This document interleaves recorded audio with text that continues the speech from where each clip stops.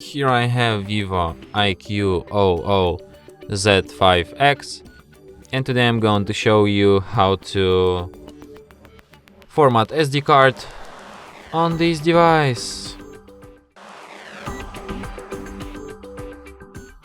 So to do this, firstly you have to open Files application, which you have pre-installed on your device. Then you should switch to the SD card. Swipe here and go to SD card, tap on three dots, go to storage settings and select option format. Then confirm it, and after a few seconds SD card will be formatted and ready to be used anew.